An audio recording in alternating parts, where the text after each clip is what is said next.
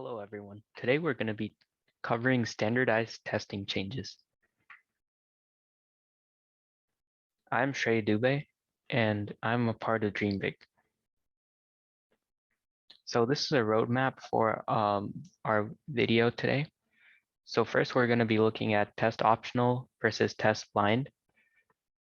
Then we're going to be taking a look at UCs policy on standardized testing. And last but not least, we're going to be covering the new digital SAT. So first, let's get into test optionals / test blind. We're also going to cover a little bit about why standardized tests are losing their importance. So what is the difference between test optional and test blind? Test optional universities will allow you to submit SAT and ACT scores as part of your application. On the other hand, test blind universities won't allow you to submit the scores at all. So a lot of people still have the question, should you turn in scores to a test optional university? And the answer to that is not really simple. It's different depending on every case.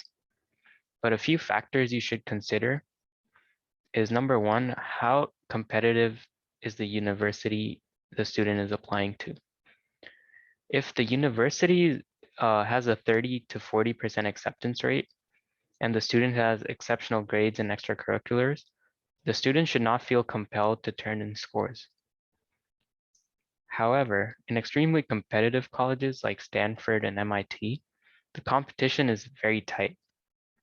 And if the admissions officer sees that you and another student have very similar grades and extracurriculars, they'll probably choose a student with a higher test score.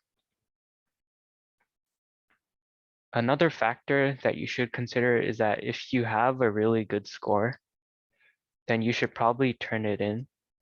But if the score is not too great, then maybe you should consider withholding it.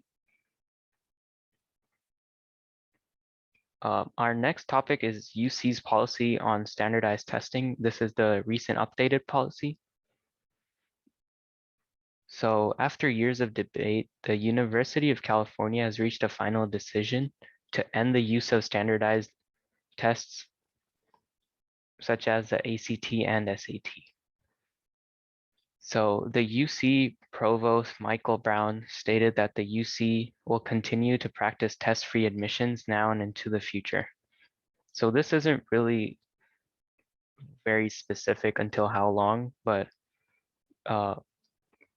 we probably wouldn't expect to see the standardized testing return anytime soon. Our last topic will be on how the SAT is changing. Before we talk about how it's changing, let's just do a brief refresher on what the SAT is. So the SAT is a pencil and paper multiple choice test. It measures the high school students' readiness for college. Usually students are given 3 hours to complete the test, and calculators are only allowed for some parts of the math section. There are two sections, the math section and the reading, evidence-based, and writing section. The highest possible score is 1600, where 800 is available on the math section and 800 is available for the reading, evidence-based, and writing section. The SAT has 154 questions and an optional essay section. So now let's talk about the digital SAT. So the digital SAT is a completely new test. A lot of people might think it's just the same test on the digital format, but that's not the case. A lot of students during the pandemic had to take the test online, and this is going to be nothing like that. It's going to be completely redesigned. The students will still be asked to go to testing centers, but instead of writing their answers on a paper, they're going to be taking the test digitally. The SAT length will be drastically reduced. So the old test was 3 hours. This test is going to be about 2 hours. Another major difference is that the SAT results were usually took a lot of weeks to be offered, but now the results will be offered in a matter of days. So that it will be much quicker to see your score.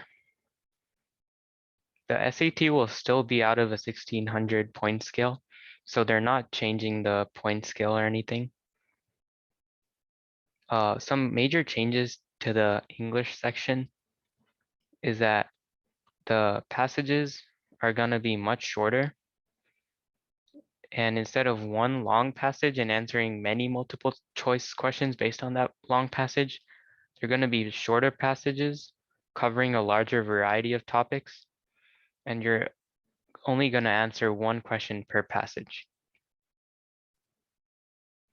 Some key changes in the math section are that graphing calculators will be allowed on all parts and not just on specific sections. So the digital SAT will be implemented in 2024 in the United States and 2023 in other countries. The PSAT and the MSQT and PSAT 8 and 9 will be transferred to the digital version in 2023.